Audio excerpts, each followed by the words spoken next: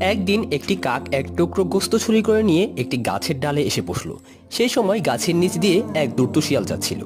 কাকের মুখে গোস্তের টুকরা দেখে শিয়ালের খুব লোভ হলো।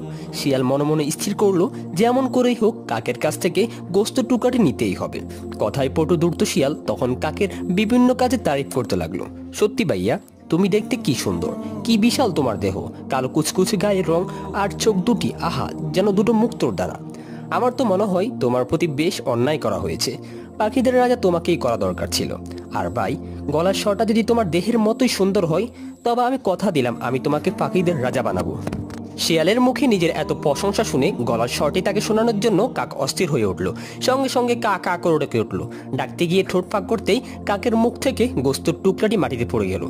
শিয়াল সাথে সাথে সেটাকে নিয়ে পালাতে পালাতে ছেঁচিয়ে কাককে বলল, বন্ধু, যদি তোমার অন্য গুণগুলোর সঙ্গে মগজে কিঞ্চিত পরিমাণ বুদ্ধি থাকতো তবে তুমি ঠিকই আমাদের রাজা হতে